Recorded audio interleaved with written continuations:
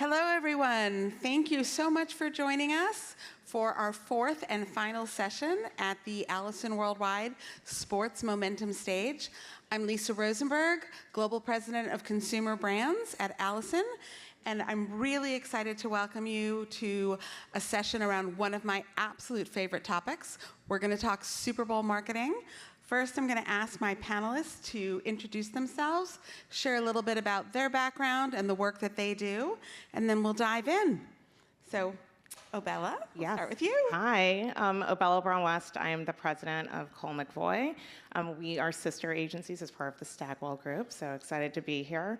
My role with Cole McVoy is to really help us continue our growth and taking ourselves to the next level of innovation, as well as creativity at the center of everything that we do. So excited to be talking Super Bowl with you today. Hello, everyone. I'm Stacy Moore, founder and commissioner of the American Cornhole League. So I'm excited to be here today to talk about what we did at the Super Bowl, as well as our Super Bowl ad. It's been a fantastic ride that we've been on, making cornhole a professional sport and showing it live on ESPN and CBS. And we still have a long way to go. It's hard to follow cornhole. Hi, I'm Farrah Howard. I'm the CMO at GoDaddy. I've been a lifelong marketer, or at least it feels like a lifetime, and it's been a super exciting one, so really excited to talk more about it. Okay, super. Well, thank you all for introducing yourselves, and I hope you guys are excited and ready to talk Super Bowl. We all know that Super Bowl is way more than a football game. It's really a high-stakes showdown for brands vying to claim that marketing trophy. And while the investment in a 30-second spot continues to climb, some brands are using creative workarounds to make a splash without an in-game ad, and while others who do make that investment are working to make their dollars go that much further, expanding their storytelling window before and beyond the big game. And we're lucky enough here today to have panelists who represent both sides of that coin. Now, through Allison's client work, I've worked on both types of campaigns. This year, Allison helped Budweiser capture the top spot on USA Today's Ad Meter, something I am personally very proud of. That is one of my clients.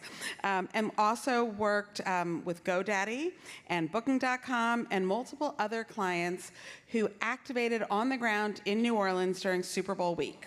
And every client has its own unique set of challenges and opportunities, something that we will dive into today.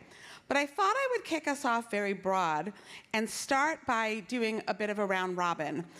Everyone has campaigns that they fall in love with, something that speaks to them, and I'm going to ask each of my panelists to share, aside from the campaigns that they were part of, what was the campaign or ad from this year that really spoke to them? And I'll kick it off. I have a favorite campaign, and I'm actually cheating a little because it's not quite a Super Bowl campaign, but I am so in love with what the Jordan brand pulled off.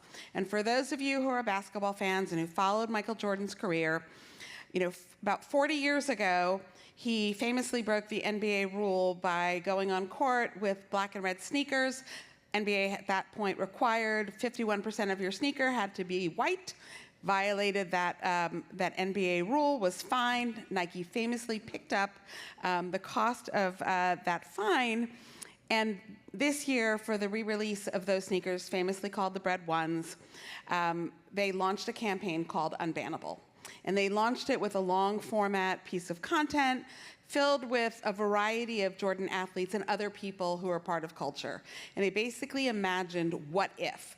What if Nike hadn't paid that fine and Jordan hadn't gone on to be who he was, and those shoes hadn't gone on to represent, you know, an entire subculture, a sneaker culture, what would have happened? As part of that spot, Jalen Hurts, winning Super Bowl quarterback, happened to have a cameo. He's also a Jordan athlete.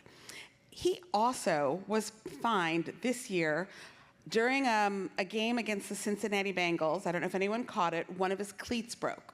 So he wound up wearing 2 different cleats, and he was fined by the NFL for violating their uniform rules. So again, Nike picked up the tab. which was really, I think, sort of surreptitious for the way it all sort of played out. Tied to the Grammys, Jordan Brand launched the Unbannable campaign. They showed up at All-Star Game. They showed up at Super Bowl, handing out fines to anybody wearing shoes, wearing the Bred ones. And then Jalen Hurts actually got in on the action during warm-ups for the Super Bowl. He wore cleats, red and black Bred cleats, specially made for him. They had the word unbannable on them, and they had black tape over the Nike swoosh, just to sort of make the point. And it was a great way to integrate with the Super Bowl without having a spot in the game. Of course, the Eagles were successful.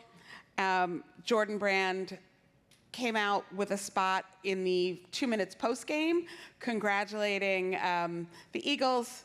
Brilliant, love hurts was the tagline, and it just really, I think, tied the campaign together very, very nicely. So that's an example of not an in-game spot that really captured my heart. So you tell us what you liked, Obella.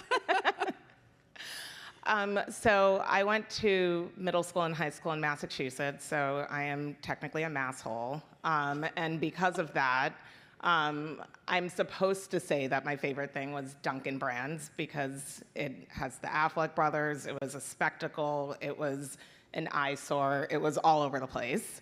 Every celebrity you could think of, like Bill Belichick, and it has a sweet spot in my heart for sure, but there's this one ad that I couldn't, on the complete opposite side of the spectrum of Dunkin', that I keep watching and I can't get it out of my head. I've actually watched it a few times, even on YouTube, not even in preparation for this, just because there was something about the ad, I can't figure out what it was. But Lay's actually had an ad where it was a little girl who was planting a potato.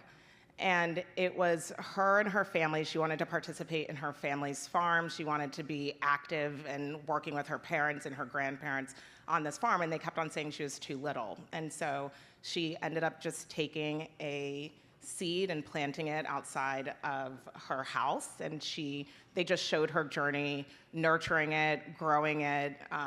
When it rained outside, she was covering it with her umbrella, and she kept on putting fertilizer down and making sure it was okay and picking weeds and getting bugs off of it. And then finally, she had a perfectly produced potato that she brought to her family as the Lay's truck came, and she put it on to send it off. And I could not tell you why I loved that commercial. I cried once I first saw it.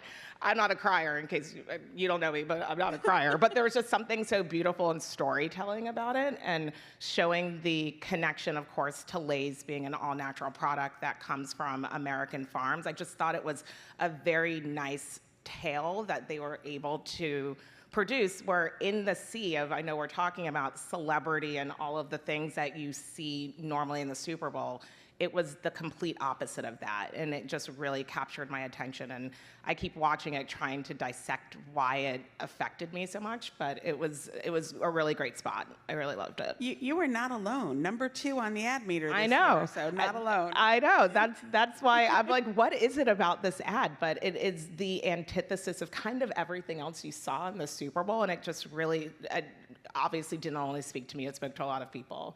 Made me cry. I don't cry. So it was a great ad. Awesome. Stacey, what about you? Yeah, so I think for me, probably a little bit different than normal because I got to be home for the Super Bowl to watch it with my family. So I didn't go to a Super Bowl party. We just, my wife and my daughter, just sat there and watched the Super Bowl after a long week of activation. And so for me, it was the Hellman's commercial, like when Harry Met Sally, and that that little bit that they did and with Meg Ryan, it was great. We just enjoyed that because my wife and I watched When Harry Met Sally together, so we enjoyed that. And Farrah, what about you? Stacey, you stole my answer. I'll give you like a. I should have said GoDaddy. So. No, it's all good. We will talk about GoDaddy for sure. I'll give you my runner-up, but on the Hellman's ad, again, it shows my age, right? I mean, When Harry Met Sally, brilliant scene, connected in with Euphoria, with the tagline that was just a little bold for mayonnaise, right? It hits the spot. I was like, wow, they went there. So I thought it had, pun not intended, like all the right ingredients. I was like, I get this.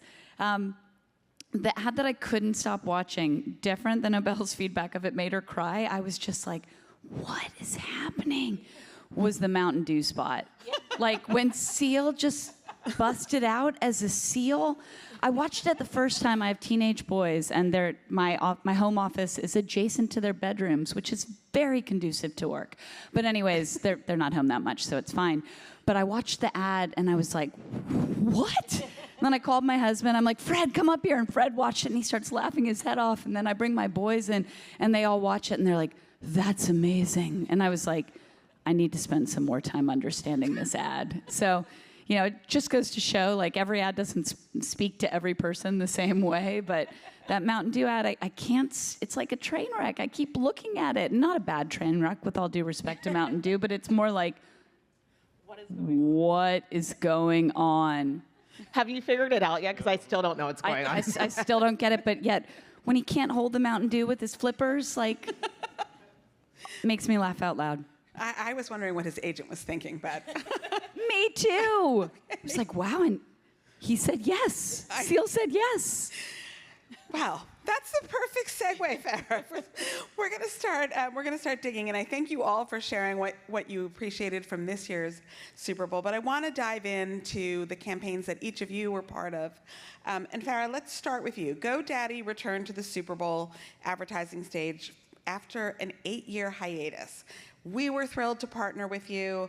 I know you had a multi-layered strategy and execution, but I wanted you to sort of take a step back and talk us through what went into your return to the game. What about the current state of your business made this the right strategic move for the brand? What made investing in a Super Bowl spot right 8 years later? So take us on your journey. All right. Put on your seatbelt. Now I'll make it brief because I could talk about this for hours. But GoDaddy was one of the. It's probably wrong to call them an OG advertiser because the Super Bowl's not new. But for a lot of us, we think about GoDaddy as one of the OGs, maybe the bad boys of advertising in the Super Bowl. And to your point, we hadn't been present for 8 years. I've been at GoDaddy now 6 years, and when I first joined, you get a bunch of questions. Hey, when are we going back to the Super Bowl? And I'm like, once we have a product that warrants the biggest stage. And that's really the answer. So we launched a product about 1.5 years ago, and it's really an experience that brings AI capabilities to all of the parts of building your digital business. Saving entrepreneurs a huge amount of time and making a job that's hard for a lot of entrepreneurs really easy through AI. That product is called GoDaddy Aero. You might not know about it. Maybe you do now because you watched the Super Bowl. But that's why we went back. Like, we have a product worthy of the biggest stage in the United States, and we wanted to tell the world about it. And so to not hog the stage for the remaining 45 minutes, the short version of a long story is we worked to put the product in the center of the ad because the product is so powerful. But we felt like the best way to tell that story would be through an actual demonstration of what the product can do. Enter Walton Goggins and Goggins goggles, which are real glasses or goggles, depending on how you look at it. I'll put them on my head in a bit, and it'll be slightly distracting, so I'll take them off. But the power behind his business was GoDaddy Aero, and that's the story that we told that we'll tell throughout 2025 and beyond. And for us, it's a long-term strategy, but showing back up at the Super Bowl and plug for Allison here, we firmly believe that there was massive earned media value of GoDaddy going back to the Super Bowl. Said in English, we thought that by going back to the Super Bowl, a lot of people would be like, what? Who's GoDaddy? What's GoDaddy? Why are they back? What are they doing? And our supposition turned true. Like, we are, well on our way to exceeding expectations for all the talk value associated with GoDaddy going back. And the great news is we got something to talk about. We've got an amazing product. So, huge thanks to the Allison team and the whole team that did the work. But it had been many, many years in the making, and the time is right, and we're thrilled that we did it. Well, that's great, and I know a lot was on the line. I'm actually going to stay with you for a minute longer. Then I'm going to put these goggles on so I won't distract anyone else's question. You may wear the goggles. And I'm hoping you could summarize for folks sort of the major elements of the campaign, the creative approach, the goggles. Bring people in on the story here. Is this all right? How do I look? All right, so here's the premise. I will wear these for just a moment, and then I'll take them off.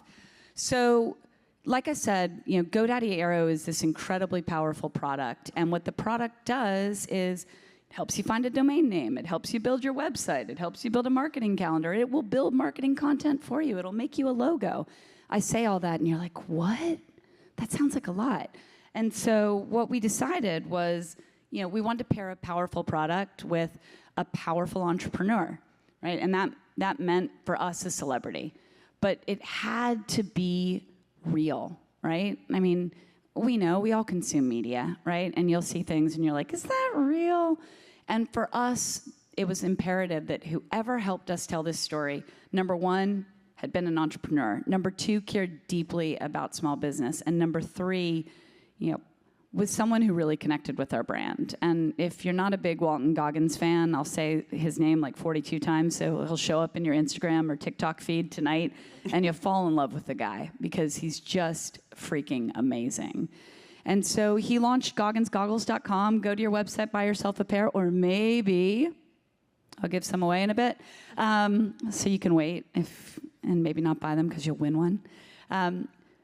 So he was really passionate about glasses, and we launched this amazing 5 SKU collection, which is on gogginsgoggles.com, and he went to market right before Black Friday and sold a ton of products and blew up my TikTok feed with his awesomeness, and GoDaddy wasn't part of that narrative at all. We were the power behind his website, and then January 23rd, in fact, as he started to talk about White Lotus, talked about he couldn't have done what he did on his business without GoDaddy Aero, which is true.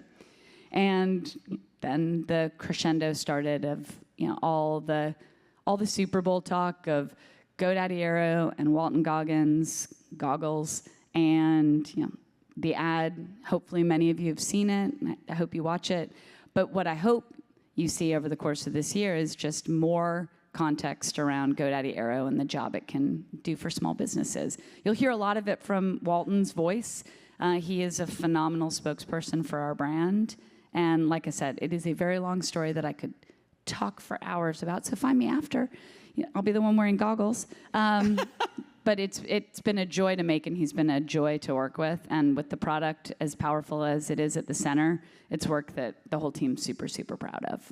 Yeah, that's excellent, and we're going to talk a little bit later about the use of celebrity, and he is absolutely having a moment. It's like when you find lightning or capture lightning in a bottle. But I'm going to switch over to you, Obella. I want to talk about the work Cole McVoy did with your client Purdue, and I know they did not have an in-game ad, but your team developed a really unique approach to capture consumer attention with a campaign called Winging It. Hopefully some of you guys have seen it. And I'd love you to talk through the campaign, the creative challenges, how you convinced Purdue that this was the right move for them in conjunction with the Super Bowl. Maybe channel a little Brady yourself,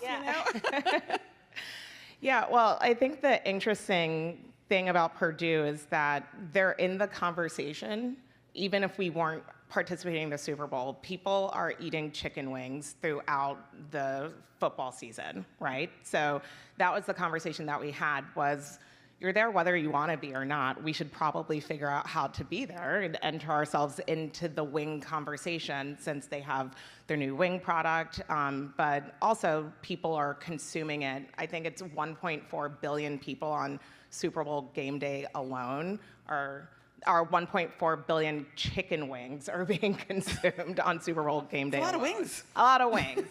And so that's what the impetus of the conversation was with the client is you're already there. Let's actually try to own that moment of people eating chicken wings. And so our budgets weren't massive. And so we started to think to ourselves, if we're going to participate and the average Super Bowl ad is around $8 million, what else could we do if we weren't actually in the Super Bowl in a traditional type of way, and how far could we stretch that? With Purdue, part of what our mission is to actually make sure that we're having one-to-one dialogue with our customer base. So it didn't feel like a commercial made sense for us if we knew that we wanted to try to have that two-way conversation. It had to be something else, and so we knew that it needed to be something inherently social. With Purdue, I said I went to high school in Massachusetts, but I actually grew up in Salisbury, Maryland. So I grew up on Purdue chicken, and the heritage of Purdue is, if you've seen any of their commercials or advertisements in the past 40, 30 years, there's always been a tinge of like humor and humanity and like a subtle wink that goes with that. And so we knew that anything that we did one-to-one was going to have that same embodiment of the spirit of Purdue. And so as we started thinking, okay, one-to-one interaction, inherently social, how are we going to have a moment in the Super Bowl knowing that we're already there, people are eating our product, and we just kept on coming back to wings, winging it. What does that actually mean on a deeper level?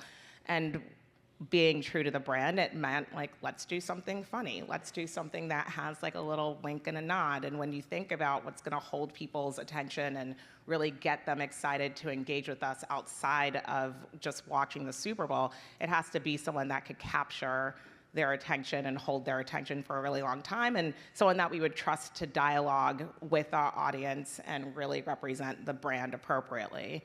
And that is where Mr. Wayne Brady came in. When you think of improv, there aren't a lot of people that come to mind that you could actually think of as wholesome improv, really being able to hold people's attention. So that's how we determined that the best way for us to enter was to have a little bit of a sideshow with Wayne Brady, doing stand-up and improv and playing games throughout the Super Bowl during the game.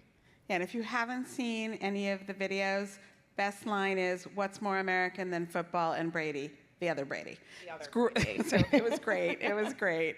Thank you. A lot of fun. Thank you so much for sharing that story. Stacey, I want to turn to you and dig in a little around Cornhole's big coming out party at this year's Super Bowl.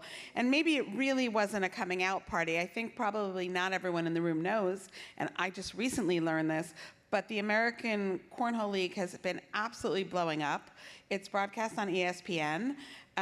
And people may not know this, but according to a 2023 Ipsos survey, cornhole is the most played sport in America. Ahead of bowling, ahead of swimming, far ahead of golf. But still, you have some work to do, as you shared with me, in terms of communicating the sport and the brand. And this year for Super Bowl, you had a lot going on. And I'm hoping you can talk to us about both the ad that you wound up being featured in and your presence on the ground in New Orleans and all the ways that you were able to maximize being part of this year's Super Bowl. Yeah, thank you. It's been a wild ride for sure.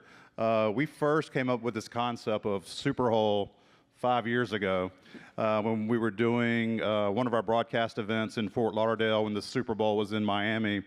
And the very first Super Bowl featured Sam Darnold and Daniel Jones kind of in the Battle of New York when they were both New York quarterbacks. And so fast forward from there, we ended up doing 5 more years of Super Bowl style events with a variety of athletes and other celebrities, and it's been a lot of fun that culminated with us doing a live ESPN Plus broadcast from the NFL experience at the Super Bowl.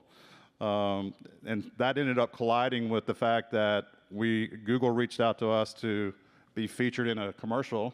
At first I thought that was a spam email that we got from them, but it was a regional commercial. They did 50 companies in 50 different states, and we were one that not only were we in we were chosen for South Carolina, but that market overlaps with Charlotte as well. So everyone in my hometown of Charlotte got to see the commercial. My phone was blowing up, and my wife's phone was blowing up. But yeah, that was a lot of fun to be a part of the national PR as well around Radio Row and a lot of publications, a lot of earned media around us having this Super Bowl commercial. And so having that collide with our NFL partnership after kind of being on the outside looking in, now I feel like this past year I'm kind of on the inside now looking out, and I have a lot of appreciation for especially my PR guy here, Marlon, who helped get us there. He's been with me for 7 years now, so thanks, Marlon, for making all this happen. Well, awesome. I want to, I know we talked a little bit about Wayne and we talked a little bit about Walton. And, every year in the Super Bowl, there tends to be some themes that emerge. And I think this year, we saw there was a lot about nostalgia. There was a lot that involved humor. And there's always a lot that involves celebrity. Both GoDaddy and Purdue leveraged humor and celebrity. And in both cases, I feel like the celebrity that you chose to work with was central to delivering on the humor. And I was hoping you could share with our audience, sort of why humor as you think about connecting with the Super Bowl audience, and then, how Brady and Walton, really helped deliver on that humor and deliver the message. And if you could talk a little bit about their involvement in the planning and execution of the campaign. It felt, very authentic in watching both of your campaigns. And so I think everyone always wonders, well, were they just like a paid celebrity doing their bit, or were they actually involved in helping, craft the concept? So I'm hoping you guys could peel back the onion a little for us. Yeah, I'm happy to start. This could not have happened with anyone other than Wayne. We went to him with the idea of we want to have that dialogue with our audience. We want to actually have a dialogue outside of our audience. What does that actually look like? And it was truly him. He came to us with how this was all going to work. He brought his team in. He riffed with us. He riffed with our creative team. He really was central to everything that you saw. Like a lot of his idea, I would say 99.7% of his ideas were what everyone saw pre-Super Bowl, and then during the live stream, he was heavily involved. In fact, he actually was impacted by the wildfires, and so we were supposed to be shooting in his house, and we gave him an out right before, because it happened a week and a half before the Super Bowl, and he was committed. He was committed to making sure that we stayed the course, that we continued. He improv'd what we were going to be doing because we were no longer going to be shooting in his home. He had still his friends and crew, because it was important to him that we're still supporting everyone's livelihood and shooting the way that we said that we were going to. So he was integral to the preparation, but then even at a moment where he easily could have said, you know what, I need to rethink this and maybe we do this later just because life is getting in the way. He was doubly committed, living his best life on set as we were doing everything, and brought in like Jonathan Mangan and other team members. He was the one that brought those folks into this. That was not our idea, but when you actually see how the content came together, it was so organic, you couldn't have imagined it any other way. So heavily involved in the planning as well as the final product, and really involved with the clients on making sure that he showed up the way that Purdue was hoping he would. But as I said before, that type of like levity and humor is core to how Frank Purdue, Jim Purdue, like the history of Purdue's advertising, it was in the DNA, so it was just very natural and organic the way it all came together. Super. All right, well, let me talk about humor in the Super Bowl first, then I'll talk about Goggins, because he is hysterical. But when people go to the Super Bowl, and credit to our executive creative director at GoDaddy for this language, and I'll tone it down and make it less flowery, but in the Super Bowl advertising, you expect to either laugh, cry, or have your mind blown, right? And think about the ads we were just talking about, right? The Mountain Dew ad, like, sort of blows your mind. You're like, what just happened? For us, we really believe that, and we hear this from small businesses all the time, that their load is really heavy, right? And they know that. Like, being an entrepreneur is hard. So certainly going into cry territory, no bueno, right? Like they don't need to be reminded that being an entrepreneur is hard. They need their load lightened, right? They need a little bit of levity. So going in right away, we're like, we are committed to comedy, right? Our product isn't funny. It's very serious. But being able to step back, laugh at yourself, right? Learn from your mistakes, move forward. Like that is the life of an entrepreneur. And so, you know, we are absolutely committed to comedy. We will continue to tell stories that make you laugh because they're real, right? So, you know, enter Walton Goggins. And even as we started to talk about celebrity, we're like, what we really need is someone who knows how to be really serious, but is hysterically funny, right? That's a hard needle to thread, right? And, you know, if we've got any Goggins fans in the house, and I hope we do, because his breadth is significant, but he is funny. And, you know, case in point, like, he co-wrote a lot of this content with us. And, you know, I was on the shoot. It was many days. But during those many days and the days before and after, when he was there, he was in the writer's room with the team being like, what about this? No, what about that? What if I said it this way? And watching him in action, you know, I've said this probably far too often, but I feel it truly is like it's a masterclass in acting. Like he did not need to be directed. He directed himself. He'd say something and he was like, oh, I can do better. And, you know, we've given him the keys on a lot of things. So if you happen to be a customer of GoDaddy and you've recently engaged with our product, you might get an email from Walton Goggins. And it is from him. We were like, hey, we want to build some Goggivational videos, right? Your tone, your voice, getting people psyched about our product. We gave him the keys, an iPhone, and he shot it at his house. And it is the most viewed content that we've ever put out via an email in terms of viewership. People are watching all of it. So, you know, trust the funny people in your life and the people who you're partnering with on the brand to bring their real voice to the creative, and it makes the work better. That's awesome. You both sound like you had incredible experiences working with the talent that you partnered with, which is amazing. You don't always get that lucky. No. I won't tell those stories. I'll keep those for a different panel, but yes. Maybe some drinks. But Stacey, I want to shift over to you and have you share a little bit about your experience working with 8 NFL stars down in New Orleans and how that came to be for your activation, and why they were important to the success of your event, and also how the Super Bowl environment was different than some of the other cornhole events you guys do. Yeah, so just being in the NFL experience and having probably over 100,000 people, more than that, coming through that and being exposed to our brand and our pros. We had ACL pros there every day during the activation. We always had activities that were going on while the NFL experience was open. So that was a lot of fun. We're in a large convention center with 120 sets of cornhole boards and one broadcast court. We just had this one court. We set up 2 other courts from time to time, depending on the time of the day and type of activation we were doing. But it did all culminate with that. We had to call it the Cornhole Championships because the NFL did not allow us to call it Super Bowl. But we are working on that for the future. Hopefully they'll come around. But yeah, so what we ended up doing was we paired. We had 4 current players and 4 NFL legends, some of which had played with us before. Like I mentioned, Sam Darnold earlier. He participated in the NFL Experience event.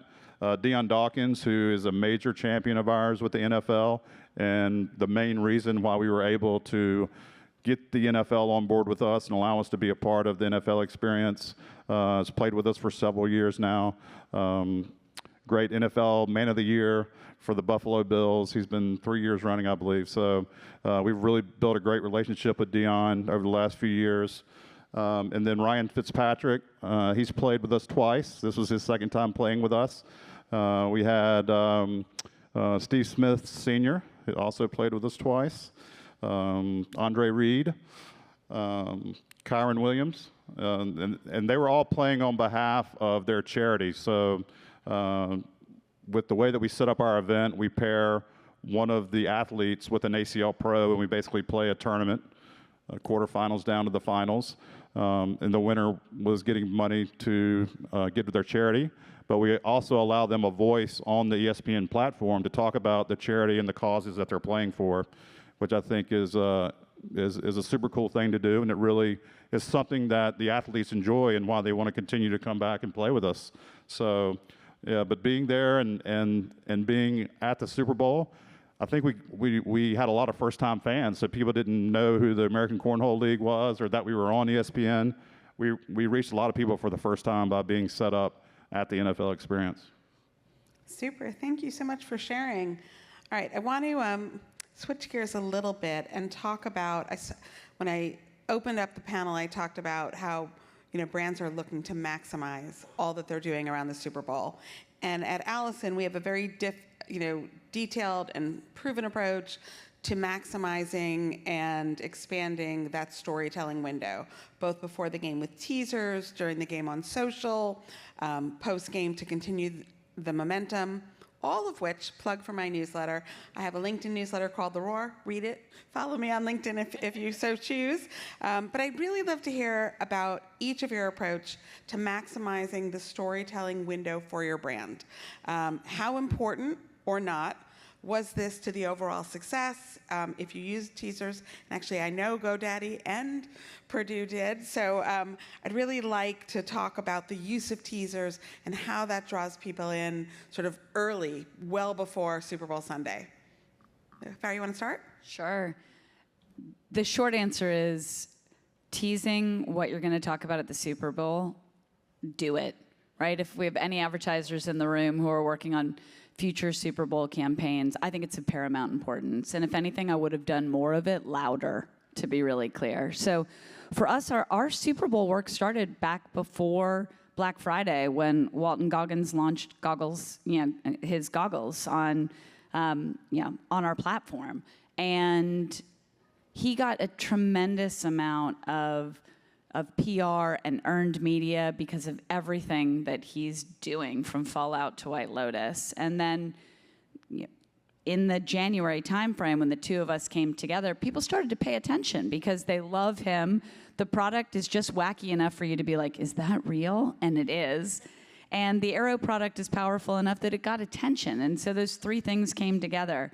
And what I'd say is we did drop some teasers. We dropped a super fun one of a hand with the key in a car turning, and if anyone's a longtime GoDaddy fan, you may know we used to have a relationship with Danica Patrick. So we're like, we're back, and got a bunch of questions. Is it Danica? We're like, we don't know. And then we told another story, again, Walton Goggins in a race car, and then we started to tease the product itself. And the big learning for me in all this is, there was a time, I'd probably contest 10 years ago and prior, where it was all double top secret up until the Super Bowl, right? Like people weren't even really releasing their ads. Ad meter has changed that a little bit for sure. So actually ad meter has changed that dramatically. All the ads are available a few days before the Super Bowl. So tease the heck out of your content, put it out there, get people familiar with what you're gonna talk about. So then when you show up for 30 seconds during the Super Bowl, they're already plugged in and they want a little bit more. So teasers are key. Great advice. I will tell you, I worked on the Budweiser campaign, and we had 2 teasers this year. The first one just showed the ears. It was called Ears of the baby Clydesdale. All we showed 5 seconds of ears. Got everyone talking. So teasers work. They work. They work. Abella, what about you? Yeah, I mean, for us, we were performing live during the Super Bowl, so we wanted to make sure that the audience was going to be there. And it was more than us talking to our audience. We wanted to pull in Wayne's audience and let them know that he was doing something. And so for us, the teasers were key. We probably could have even done more, to your point. But we had a bunch of teaser video that were hosted on Wayne's site. Or not his site, but on his social media channels. We did media tours. So we had a special segment on the CBS This Mornings. We were talking to People Magazine. There was a lot of buildup on what is Wayne going to do. Hadn't been done before. So a lot of people were curious on what is that going to look like to have a not a rival to the Super Bowl, but another option to the Super Bowl, live commentary on the Super Bowl. What is that supposed to be? And so we got a ton of coverage beforehand, in addition to all of the content that we had put out on Wayne's channels to get the audience there. Without doing anything in advance, we wouldn't have had the audience there because they wouldn't have known about it. So really important to what we ended up pulling off. That's great points. So you both shared some strategies that worked and how you'd go even deeper in on teasers. I'm just curious, and this is for all three of you, when you think about the work you did this year, is there anything that maybe didn't work or that you tweak or rejigger to have a better result? If anything comes to mind. I always like to hear the what could have beens. I mean, I'm happy to start with, let's just call it what it is. Like, it was a miss. And it actually ties to the teaser piece. So we did tease our ad in advance quite a bit. We showed our ad in advance, which is great.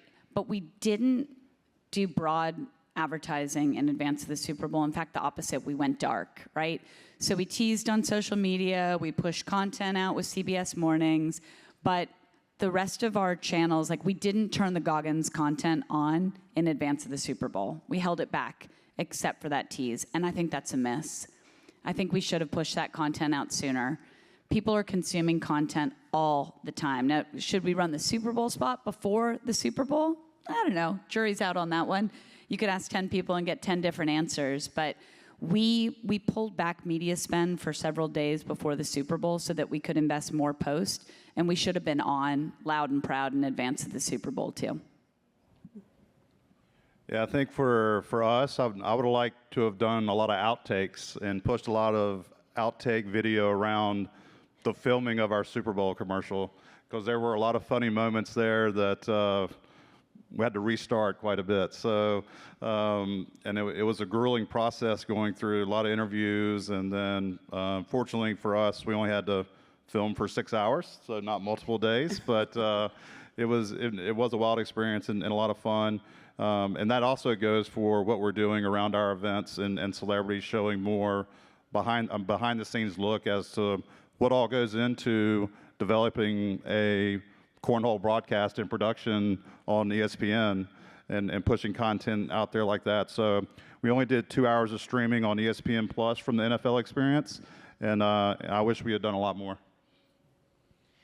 I think for us, there are a couple things that we're excited to do it again. So this is definitely a learning year for us. But I think the two things that we've talked about, it was all social. So we were live streaming across all of Wayne's platforms, which his main platforms were TikTok and Instagram. And so the platforms obviously don't talk to each other, and we knew that going in. But I think what we saw was that the stops and starts that we had, because we had different segments and different things like that, as we were stopping and starting, like, the audience would have to, they would be kicked out, and then we would have to bring them back, right? And so I think we're trying to figure out for the next time we hopefully do something like this, what it would look like to just have it continuously rolling. I think that was a learning that we had.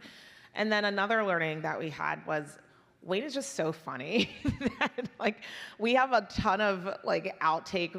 There weren't a lot of people in the room as this was happening, and we started just thinking to ourselves, maybe we bring this actually to the masses the next time we do this. Like, should we actually be on ground at the Super Bowl at a theater doing this live and making it a full live stream just in that capacity, so people were actually bringing in an audience that he's interacting with even in real time. There was an audience, but it was all on social, and it just felt like we robbed people of what was actually happening behind the scenes and of all of the improv by just keeping it to ourselves. So we're starting to play with those ideas for hopefully next year. That's very exciting. Actually, as you were talking, I was thinking to myself, which is a lead into my next question, how cool would it be if it were on, like, big screens on Times Square? Exactly. So out of home, I think, has a really unique and interesting role to play in how brands show up at the Super Bowl. I think one of the brands who had a very big bet was Verizon. If you were down in New Orleans, you couldn't miss sort of the signage and the takeovers of buildings, but they made a big bet on reaching fans who couldn't travel to New Orleans. and they did what they called House of Verizon activations and fan fests in 30 markets around the country. That is a lot to pull off. And so I'm just sort of curious what you all saw, if you noticed anything as you look at what other brands are doing, who took their story off the screen and into real life, and whether or not you thought it was, successful and worthwhile. I'm happy to start. Okay. I loved what Pepsi was doing. They were on the ground in New Orleans, but the reason why I loved it was because they inherently were leaning into New Orleans culture and putting their product in culture. And so what I mean by that, if no one caught it, they were doing a lot of foodie type of events and placing themselves next to New Orleans cuisine. So they knew that a lot of people were traveling to the Super Bowl, maybe in New Orleans for the first time. And so really having that food experience that Pepsi is known for, they did it all over the city. And I thought that that was just really smart that they were intersecting New Orleans culture and placing their product there. Like the Tostitos trucks and the everything. Tostitos trucks, they were partnering with the popular New Orleans chefs. They brought back the Pepsi Challenge for the first time in a long time, on the ground at the Super Bowl. So I just thought it was really smart how they didn't force Pepsi, but they just inserted themselves into classic New Orleans in a really smart way. And then leaning back to that nostalgia that we keep on talking about, they brought back the Pepsi Challenge, which I thought was really interesting. Very cool. Farrah, you wanted to chime in, I saw? Yeah, it's a great question, and my take on the question is, how does experiential deliver, either in or around Super Bowl or period? And to me, it really depends on the brand, right? Like if you've got a brand, to your point, that's ripe for sampling, right? Meaning you've got an amazing product and people can actually experience it, taste it, feel it, touch it, own it, depending on what it is. It's hard to measure the impact of that, but it can be incredibly effective, right? Because you're actually giving people a sensory experience with your product. I worked at Vans for several years, and for their 50th anniversary, we did 10 anniversary parties concurrently around the world to 10 houses of Vans. Houses of Vans? 10 House of Vans? I don't really know how to do that. And it was highly valuable to the brand based on the KPIs that we had. But I would just say, if you're a brand that you can touch, feel, smell, taste, go for it. Little harder in my space and the software space to pull it off. It can be done, but it's hard to do. But when done well, it really works. Yeah, super. And actually, great segue for me. Thank you for bringing up the whole idea of KPIs. Obviously, as marketers, when we make the investment in Super Bowl, we are looking for a return on that investment. And so I think it would be great if you could talk about how you all measure the success of your Super Bowl campaigns. Did they meet the goals that you had laid out? And I also would love your POV on ad meter. A lot of people have strong opinions one way or the other on ad meter. So I'm just sort of curious what you think, if that's important or not. You're looking over here. I'm happy to start. Super Bowl for us at GoDaddy is we're playing the long game, right? The Super Bowl kicks off a year-long campaign where Goggins will partner with us talking about his experiences with GoDaddy Aero. And we're thrilled with the progress we're seeing to date based on the returns. Sorry, I'm going to speak some marketing jargon, but I'll try to say it in English. We're measuring specific results at a channel level. How is the work performing on YouTube? How is it performing on TV? And out of the gate, we're off to a fantastic start. But we're launching a product, or we've launched a product and are talking about a product that a lot of people don't know about yet, right? So I think it's really important as marketers to be patient. So some of the KPIs that we measure are looking at behavioral change, right? And some are looking at action, right? And I think you need to balance both. We're not going to get all of the action right out of the gate, particularly because we're not selling an impulse buy, right? We're selling a product that really powers small business. So it's a high consideration purchase, but to date, we're very pleased with where we are. Ad meter, I don't know, maybe if we won, I would have been like, yes, I love Ad Meter. It's the best. I mean, Ad Meter is one of many sources of feedback on Super Bowl ads, and I think it's important to pay attention to the feedback from Ad Meter because it is democratized. Like, anyone can go to USA Today and sign up to vote on Ad Meter, which is awesome. So I think it's really important, but my bias as a marketer is don't build an ad to win Ad Meter. Build an ad to power your brand and to power your business, and if it wins Ad Meter, awesome. If it doesn't, that's okay, as long as it's delivering the KPIs for your brand. Yeah, I think it's really interesting. People may not realize only 173,000 people voted on Ad Meter.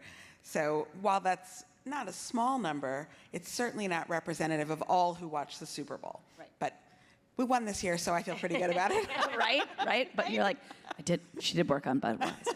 She did. Bella, do you want to add in? Yeah, I mean, starting with the Ad Meter piece, like I like it from the standpoint of it's not us talking to ourselves. It's not the advertising community talking to ourselves. It is really the average consumer that we're trying to get to, giving their vote for what they liked. I think where Ad Meter, maybe they'll push into this in the future, is they're only focused on the ads, right? So for instance, like Purdue wouldn't have been there, like what we were doing. And so to Farrah's point, it shouldn't be the reason why you are deciding to be a part of the Super Bowl, because we didn't do an advertisement, right? And there are other ways to be a part of the Super Bowl without doing an advertisement. And so Ad Meter wouldn't recognize that. And that's okay. But I do like how it's getting people to vote and express what they like and what they didn't like from the ads that they see. Unless it's 173,000 people from our industry. Correct, unless it's only us talking to each other. It's everyone at South by talking to each other. Well, super. We have only a little bit of time left. I do want to ask one question of the group before we turn it over to questions for the audience. And I'm going to ask everyone to sort of go back in time, dig into your memory bank. Favorite Super Bowl campaign of all time. My favorite actually was one we did for Budweiser that didn't run in the game during COVID. We had been working on a Super Bowl campaign, and it was December, late December. The government announced vaccines were coming, and we decided to scrap the in-game ad, redirect the money towards vaccine education. We had a film. We only put it on digital, partnered with the Ad Council and the COVID Education Collaborative, and really over-delivered. It was the most successful Super Bowl campaign in Budweiser's history until this year.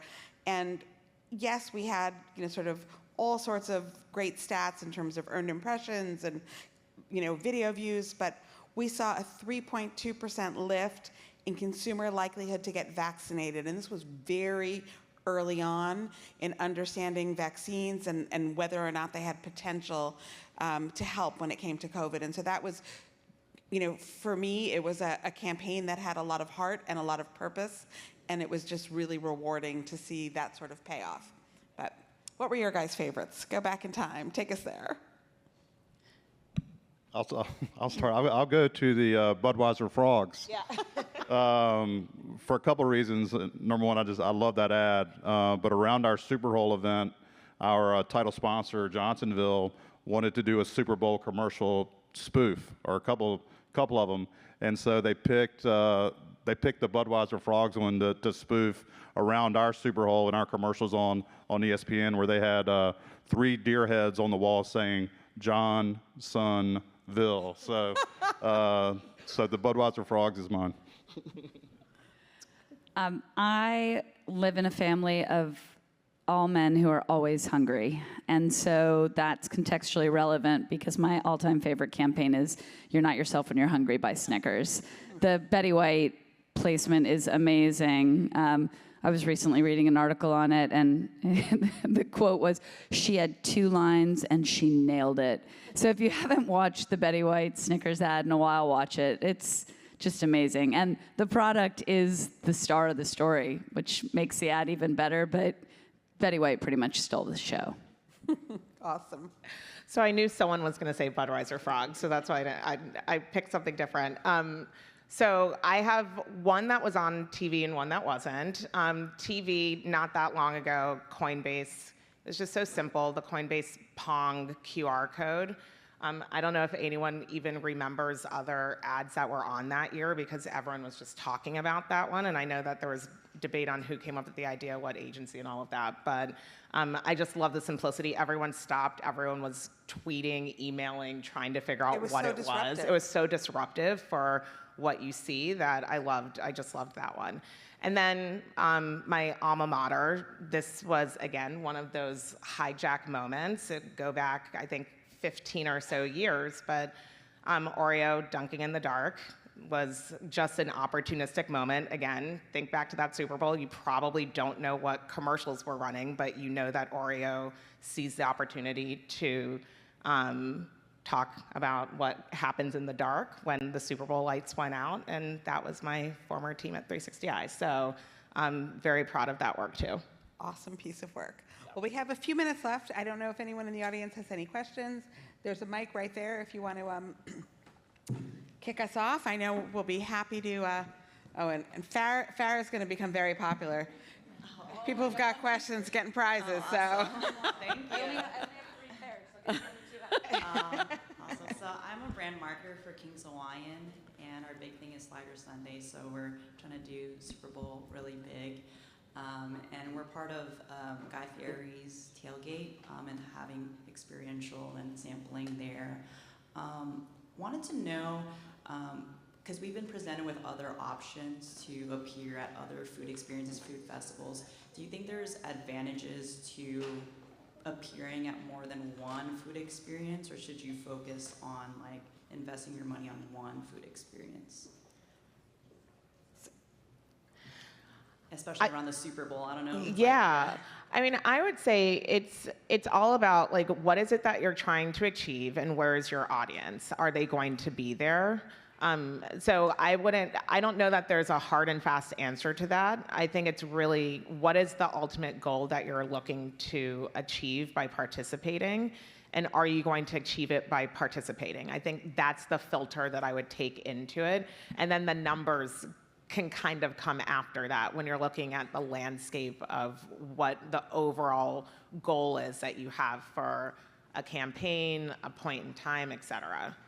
Yeah, and I would just add to that, like, what are the opportunities for amplification? How far can you tell your story? We talked about sort of the before and after of a moment in time. Think about the different places you're activating. How much can you get from it? Like, and that's really, to me, when I talk to clients, I advise them to think about how much can we get from this? How many people can we reach? And sort of push out our story, if you will. So. I'd like to add that the basic shot in cornhole is the slide shot. So King's Hawaiian sliders and the ACL slide shot, I think, has a future. Absolutely, let's do it. Awesome. Thank you. Hi guys, my question was originally for Farrah, fangirl over here for Farrah Howard, but it's really for anyone. So I'll direct it to you, Farrah, but anyone can answer. Considering your career and your journey from GoDaddy, Vans, everything, what's been kind of your most counterintuitive learning when it comes to marketing best practices, kind of when to follow them and when to break the rules, if there are any in marketing, to create kind of like a truly distinctive moment for brand? What's counterintuitive is brands need a plan, right? Like, I actually believe, this might sound a little esoteric, but like brands are living organisms, right? Like they have a personality, they have a voice, they look, they sound, they act a certain way. And so having a plan and having a strategy is really important. Now here's what's counterintuitive. Once you have that plan and that strategy, you have to be brave enough to put your brand in other people's hands so that they do the work for you. And not for you because you're lazy, but it always sounds, and it is, far more meaningful if someone else is talking about your brand instead of just you. And so learn that lesson in Technicolor at Vans by letting our fans on our social channels do the majority of the talking for us. They did it within the parameters of the brand, but we didn't do the work they did, and it was so much better because of it. Okay, cool. Thank you. Anyone else? No? Well, you were fangirling over Farrah, so I That's don't right. want to. I'm expunging, I'm absorbing everything. So if you guys have any counterintuitive ideas about, anything. No, I think I don't know that this is counterintuitive, but maybe it is, that failure is actually a good thing sometimes because it teaches you a lot for what to do next.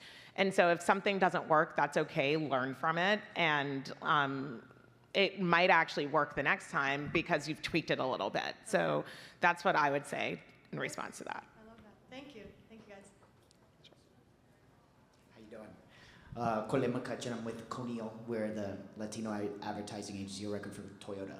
So, as you can tell, this is new for us, right? We're very excited about the NFL. But I may have missed this, but all of your brands are the official partners of the NFL, or no? So Purdue is not. It's no. not. Yeah. It's not. Neither So is we GoDaddy. actually couldn't even say Super Bowl. We had to say big game. Yeah, Same. no, I heard you Same. talking about the NFL. They can get you. Yeah, Hopefully yeah. no NFL people in here. But, I thought it was so interesting what you brought up, Fair, about, launching a product and then carrying that into the next year, right? You identified something that would get a lot of eyeballs, a lot of excitement, and then now you're continuing that campaign, right, beyond the Super Bowl. And I would love to know, just in terms of that strategy, that red thread, how do you leverage the moment, but not get lost in something that is too laughable, cryable? Yeah, you mentioned the third one, and went out my head. Yeah, because the third one's blowing your mind. So Blowing just my it blew your mind. Look at that, I knew it. Yeah.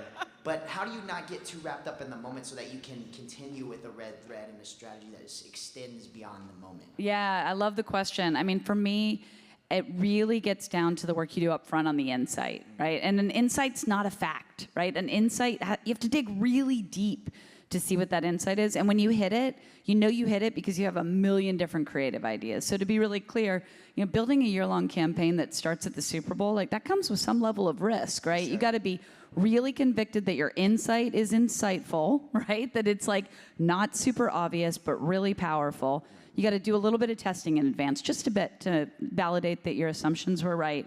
Build the creative, but then be willing to pivot, right? Because if the story's just about blowing your mind or making you laugh, then it's gone, right? So having, to your point, a red thread that you can continue to pull on, particularly if you're driving consideration, meaning you might not buy today, but I'm trying to help you see that there's something awesome here.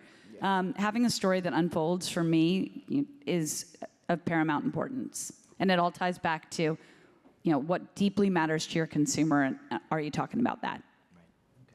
Thank you. All right, we'll take Yeah. one last Thanks. question because we are over time. But thank you all for your interest. Hi, I'll be quick.